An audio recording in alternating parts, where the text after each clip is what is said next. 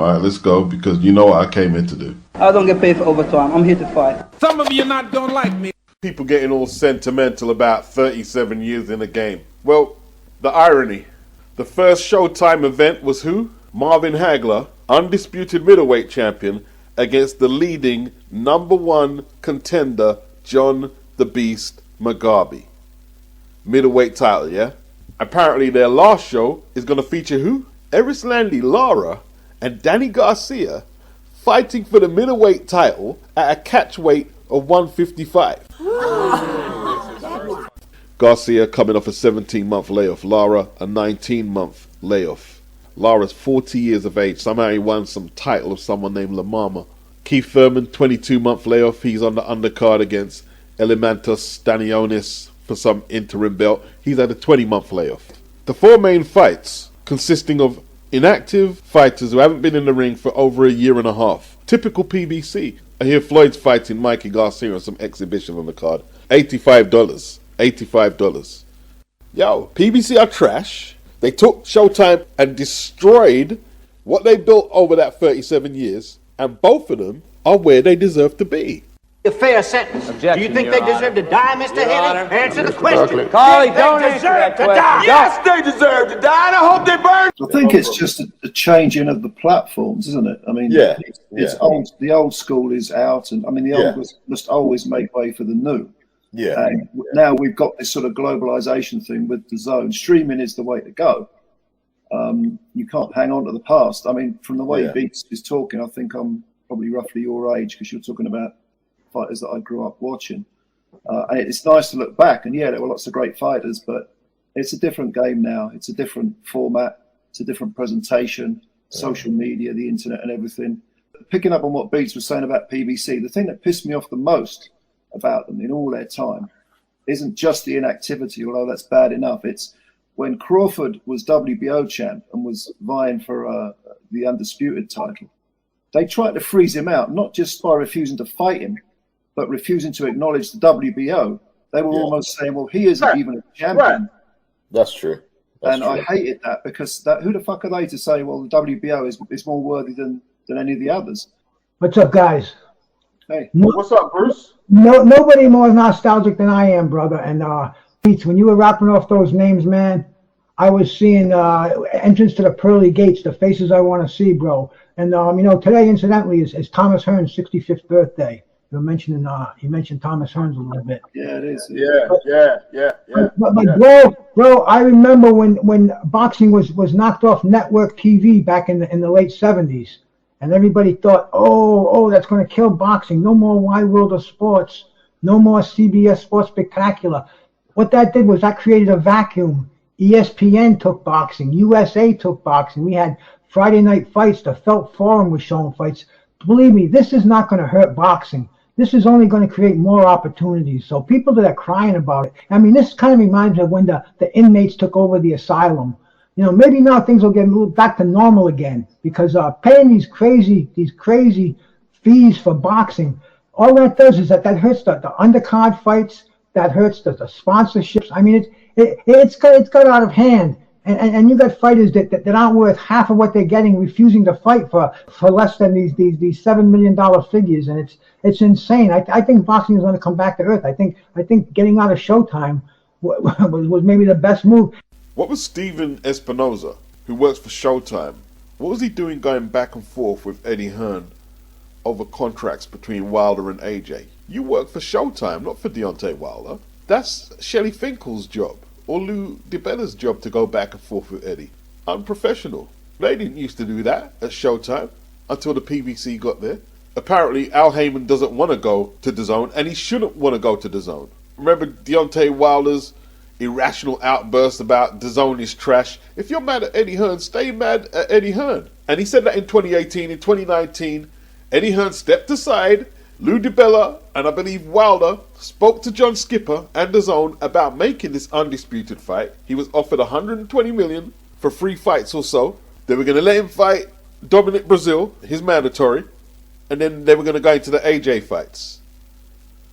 Shelley Finkel claimed he turned down the deal because he couldn't see what Anthony Joshua was earning. Wilder claimed he was staying loyal to Showtime. Frank Warren saying, oh yeah, he done the right thing staying loyal to Showtime. Yeah, that loyalty shit is good. And that's what Joe Joyce should do. Stay loyal to Frank Warren, who's talking about maybe Joe might retire after he got banged out by Zhang. Wilder had the nerve to tell Tyson Fury they were going to pay him more to fight AJ than they did to fight Fury. Snitched on himself when all that time he's saying AJ didn't want the fight. Deontay Wilder was betting on himself. Yeah, bet on yourself and stay loyal to Showtime. Shelley Finkel said he'll get him 3 fights that will compensate for the $120 million that DAZN were putting up. Showtime bankrolled the first one on pay-per-view, mandatory against Brazil. Luis Ortiz, nope. That went on regular TV Fox. Wilder was pissed about it. Then he got knocked out by Fury on the third one. He certainly didn't make $120 million back. And now he's waiting around for Saudi money to fight AJ. Yeah, you stay loyal and bet on yourself. PBC, wherever they've went, they've screwed up. They screwed up the ITV deal with Fox and Sports. You know, people talking about, oh, Eddie doesn't understand the American market. Eddie was doing Matchroom USA cards before he done a deal with DAZN. And he lasted way more than 1 card. How are you going to charge pay-per-view for 2 fights that are not a draw in the country on the ITV platform where we've been watching boxing for years with no pay-per-view? And now you're going to charge us for DeGale and Eubank. After that, ITV shut down the pay-per-view platform. And the Al Heyman fanatics were talking about Al Heyman is going to run Eddie Hearn out of British boxing. And I bought Eubank versus DeGale. I was supporting Heyman, hoping he could provide some competition over here. But he didn't know what he was doing. He's not a boxing man. Maybe that's why he don't talk. He doesn't know nothing about the sport. Fox, in 2021, they terminated whatever situation they had with the PBC before the contract ran out. They were out of there. They were out. NBC, the first PBC card, Thurman versus Guerrero, was NBC. And now NBC, who are under the parent company of Comcast, just like Sky are going to air Sky and Boxer cards. You know, Sky is a barren landscape. What are they going to produce for America? But they're under the same parent company, so Ben Shalom got a bailout there. But yeah, NBC didn't want to go back to them. NBC know about their situation. How come they didn't ask Al Heyman to pick up where they left off? No, burnt bridges. They don't know how to conduct themselves in the business of boxing. They don't. If you take a look at what Al Heyman has done in the sport, he ruined the relationship with NBC. He ruined the relationship with Fox. He spent Showtime's money. So every network he goes to, he just ruins it. Sean Porter, he eventually fought Terence Crawford, but it took years. Danny Garcia, Keith Thurman religiously ducked him, and obviously the big fish, who got gutted when he finally got Terence Crawford to cross over to that side of the street.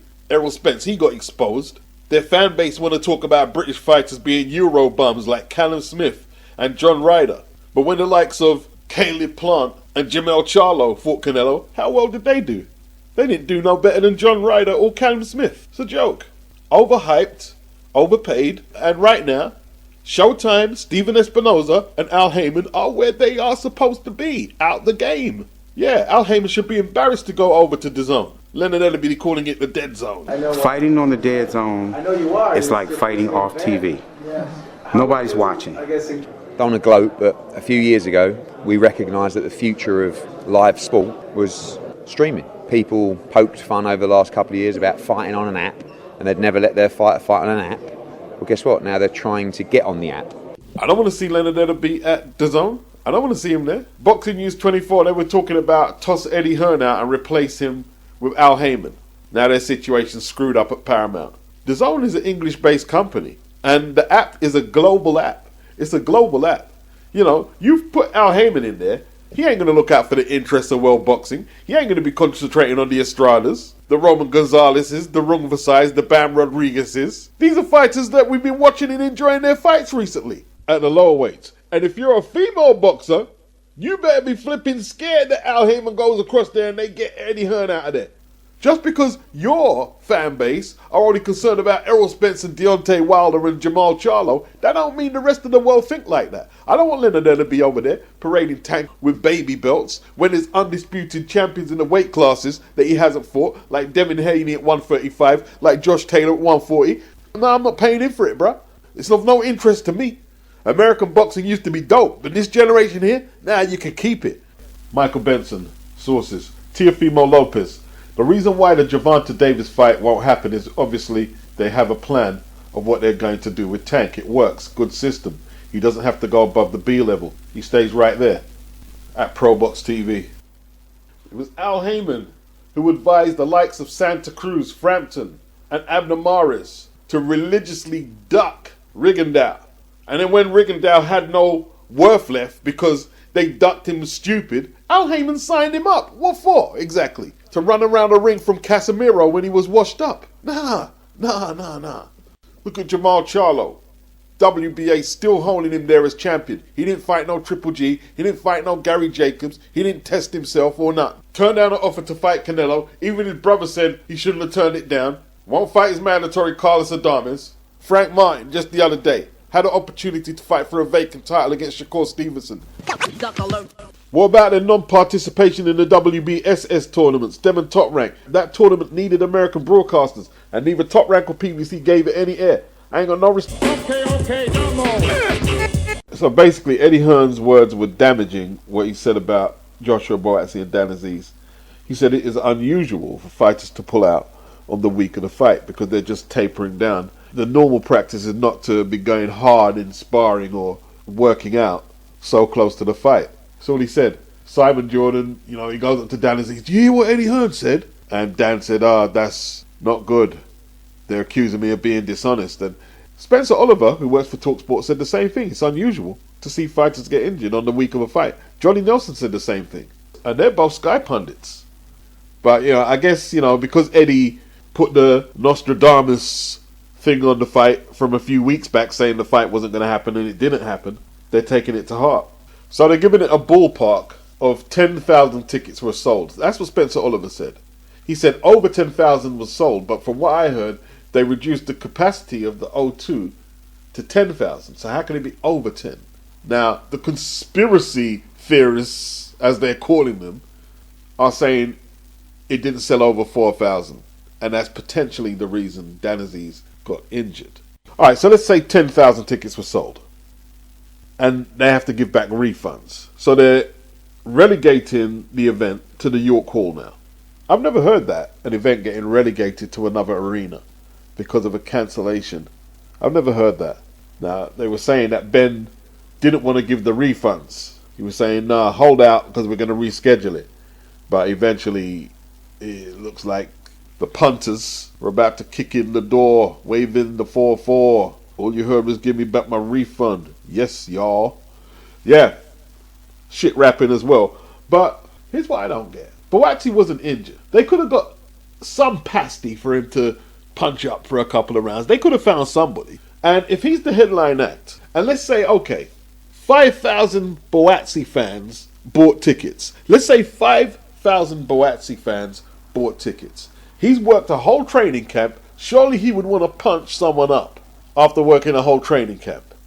So you get Patsy in there for him to slap up and get a run out. Are you telling me that 5,000 BUATSI fans would ask for refunds? No, they wouldn't. Once you're fans of the fighters, you don't ask for refunds. You don't care who he's fighting. Let's bear in mind, he's had one fight since May of last year. He's been out of the ring for over a year and a half. You've invested in this guy. Surely you would see a need for him to get out there. And look, this could happen. Yeah, all right. People are saying it's unusual for a fighter to get injured so close to the bout. Shit happens. Surely you must have some contingency to get an opponent. You didn't have a backup opponent in case someone pulled out? No. They're saying they gave back 8,000 plus refunds. 8,000 plus ticket refunds. Surely if you've got the arena booked, you'd want to keep BUATSI on the card. Because, 3-4 days away from the fight, the York Hall was just available? That's very fortunate. That's quite fortunate, actually. And look, people are saying BUATSI could have fought Craig Richards. It sounds good. I would have liked to have seen it. It does sound good.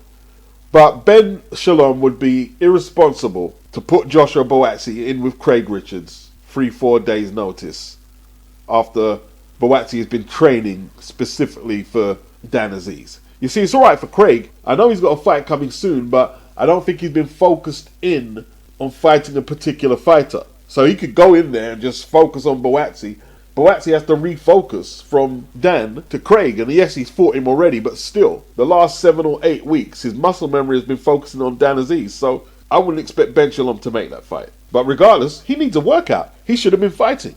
He should have been fighting. If not on the O2, he should have been fighting tomorrow on the York Hall. Even an exhibition, he should have been fighting. Now, I'm not here to fuck around with people, right? The tickets weren't selling. They tried to sell as much as they could 4 3 days before the fight, and it just wasn't happening. That's the bottom line. You show me another example where a fight gets cancelled at an arena like the O2 and you end up in the York Hall. They said the tickets weren't selling too well for Joshua versus Dillian 2. That's what they said. Dillian popped 2 weeks before the fight was supposed to take place.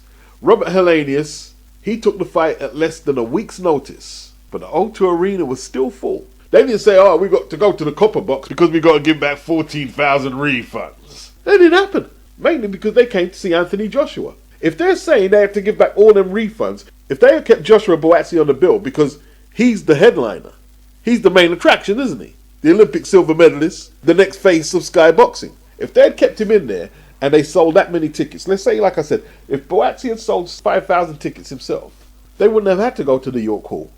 Let's say Spencer Oliver wasn't telling the truth. We're allowed to say that, aren't we, without being haters. Let's say he wasn't telling the truth and they didn't sell 10,000 tickets. If they sold 4,000 or 5,000 tickets and they went ahead with that show at the O2 and they're having to board up all the areas where the tickets weren't sold, it would be embarrassing, wouldn't it? It would be embarrassing. It's best to go to the York Hall with a full arena than being a big arena that your 2 fighters weren't capable of filling out.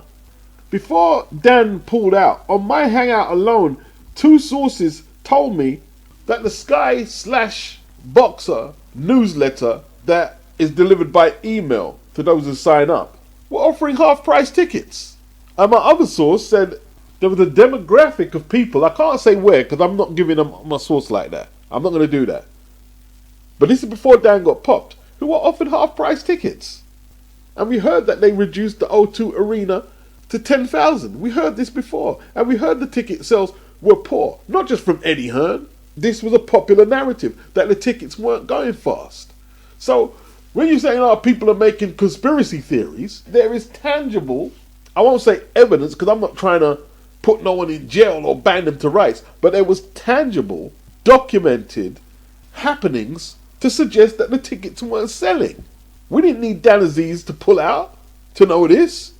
Why would Joshua BUATSI be a big ticket seller right now anyway? He's had 1 fight in over 1.5 years. And his last outing on Sky against Stepien wasn't exactly a ringing endorsement to come and watch a Joshua BUATSI fight, was it? People were walking out the arena during his fight. When he fought Craig Richards on Matchroom, that sold about 11,000.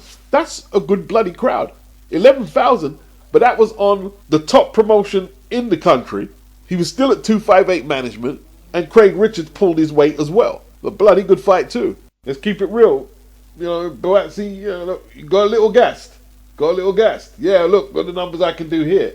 No, it's partly through your talent, Craig Richards' talent, but you also had the best promotional outlet in the country. He was on 258 management. It was a joint effort. These numbers are very difficult to replicate, these big numbers. This isn't the first show that Boxer have had to do at the York Hall because they can't do the numbers.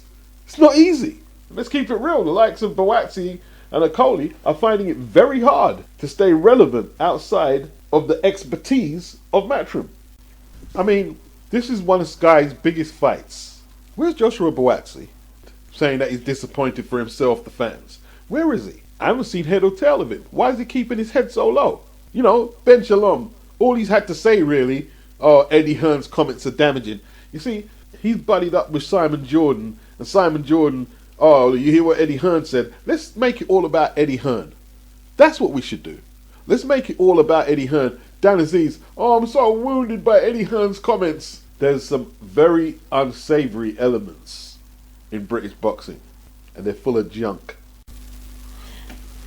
Mikhail LAWAL, he pulled out of the scheduled fight with Isaac Chamberlain on May the 27th due to medical reasons. The fight would have been on the undercard of Chris Billy and Smith Lawrence Akoli. Chamberlain still fought on the bill. He said the board and his promotional company Boxer have been provided with all evidence in regards to this matter.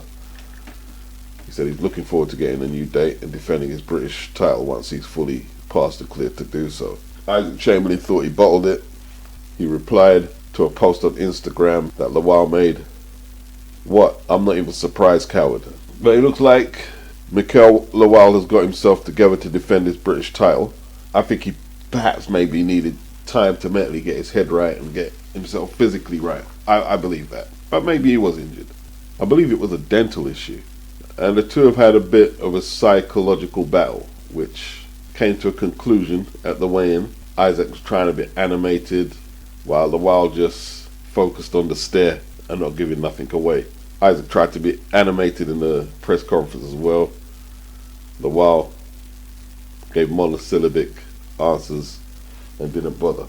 But I liked when Isaac was having an interview, how LAWAL kept staring at him from distance, just kept piercing his eyes into him.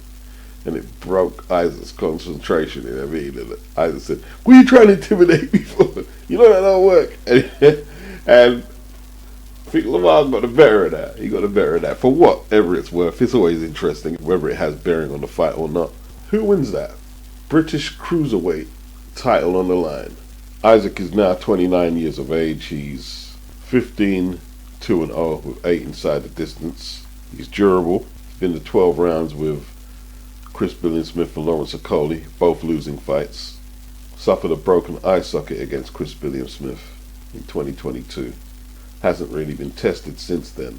He's had an 8-rounder at the York Hall since. Mikel is the same age, but he doesn't have the same level of experience. He has 17 fights, 11 inside the distance. He could be the bigger puncher out of the two. Is he the better fighter? Boxer is the question. If the wear and tear shows up, you know, Isaac has had dislocated shoulders in fights, as well as the eye socket issue. If it goes down the stretch, Isaac's experience could be too much, or, you know, I don't want to play too much into Isaac having hard battles, considering he hasn't even had 18 fights. I don't play into that too much. It's a tough one to pick. It's a tough one to pick. Isaac has won the Southern Area title. That was against Wally Camacho. That's the fight he suffered a dislocated shoulder and battled on to win. He's never won any of the traditional route titles, the British, Commonwealth, or European. Is it too soon for LAWAL? If Isaac's body holds up and he takes it into the later rounds, could see him coming out on top. I was actually going to go with LAWAL initially, but I'm going to go with Isaac. I'm going to stick with Isaac. Isaac to pull it out. If he loses this one, I'm not saying he's got to retire or anything like that, but his career has been plagued with setbacks, injuries, a few politics mixed in with that, stopping his progression as he would have liked. A loss to LAWAL at this stage would be a hard blow for him to take. I'm going to go for Isaac. It was originally an undercard fight, chief support to BUATSI and AZEEZ, but now it's the main event at the York Hall. 3 fights since 2019. He waited around a long time for that Josh Taylor fight, but he's now 30 years of age, and I think that inactivity might have robbed Jack CATERRAL from enjoying his prime years. There's a good chance he might only be remembered for a controversial split decision loss to Josh Taylor for the undisputed light welterweight title 2022. See, once again, they're listing Linares as the taller man, but Jack looked a little taller. Similar reach, 69 apiece. But they're saying Linares 5'8", Jack 5'7". Linares looked in terrific shape at age 38. He's back with Ismail Salas. Eddie Hearn, the great salesman he is, he said since the Haney loss in 2021, Linares has had 2 fights in Russia that in Eddie's opinion he didn't really train for. There was the Tsar Abdulev loss, 12-round stoppage, and he also lost to an opponent named Hamarazian in Russia, a unanimous 10-round decision loss. But he said that it's been a full camp for this one, and I can actually see some of what he's saying. No disrespect to the cards that he lost the last time out, but this is a way bigger platform. He's at a full camp, and he'll be absolutely determined not to lose for the 4th time on the trot. And taking out a scalp like Jack Catterall, I think will motivate him plenty. Jack Catterall is still seen as many as the uncrowned, undisputed king of the 140 pounders. WBO have him ranked number 5, and the other 3 sanctioning bodies all have him at number 7. So he's still a highly ranked contender. Linares looked in tremendous shape, but what I've learned is when fighters are past their prime, they can look great. But often we're reminded when the fight gets to the ring, it's not a bodybuilding contest. The pick has to be Jack Catterall. Surely it has to be Jack Catterall. Although Linares is 4-0 against British fighters, all on Eddie Hearn cards. All Matchroom fighters. It was Kevin Mitchell, Matchroom. Well, I don't know if Kevin Mitchell was actually a Matchroom fighter, but it was on a Matchroom card. He's 4-0 against British fighters. He's taken out Kevin Mitchell, beaten Anthony Crolla twice, and Luke Campbell. I think it could be a tougher fight than what people expect. We got to pick Jack Catterall. More than likely points. Jack Catterall is not going to stop Linares unless it's on cuts. He's not going to stop him. When you fight as infrequently as Jack, well, you miss out on the improvements that you can make in your prime years. Stoppages will be hard to come by. He's only got 13 stoppages in 28. He's 27-1 for 13 inside the distance. Linares 47-8, 29 inside the distance. As much stoppages as Jack has fights and 8 losses. 6 of them losses have been inside the distance. He'll get through to the final bell. But yeah, what the inactivity will do, it will dull the killer instinct, the sharpness, or the enthusiasm to go get a stoppage. If you're in one gear and you're not being pressured to up the pace, then he'll stick in the one gear. That's what he'll do. I just don't think Jack improved that much more than what we see. But we'll see. That's at the Echo Arena. A lot of people are looking forward to Fiaz versus Bellotti for the Commonwealth title at Super Feather. Peter McGrail, he's on the card. Very good amateur. He takes on somebody who's 17-0. Peter is 7-0. A lot of people are comparing some of Peter's moves to Lomachenko. Lots of undefeated fighters on there trying to make their way up. There's one kid, Jack Turner, who'll be having his 3rd fight. He's 2-0 with 2 knockouts. He sold 1,000 tickets. He asked for 1,000 tickets. Eddie said the first thing he thought is he's not going to sell them. And he sold them 1,000 tickets. I mean, he could pack out the York Hall by himself. Campbell Hatton's on there. Campbell's now 13-0. And they're talking about Central Area title perhaps soon. So some good fights in the UK. If you're on the DAZN thing, later that morning, you've got Alexis Rocha, 23-1, world-ranked welterweight. He takes on Giovanni Santillan, 31-0, 16 inside the distance. Rocha, 23-1, 15 inside the distance. That's a pretty good fight. It's a pretty good fight. I don't know much about Santillan, but I've heard he's pretty useful. And by all accounts online, it's a bit of a sleeper. It's gone a bit under the radar, this fight. Devin Haney cracked me up at the Regis PROGRAIS press conference. Here's what he said.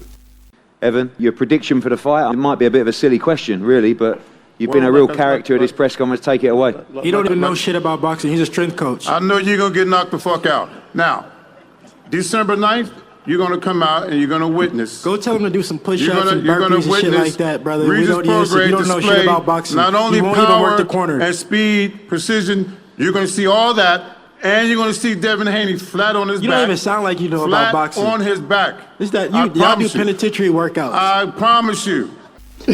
Y'all be doing penitentiary workouts.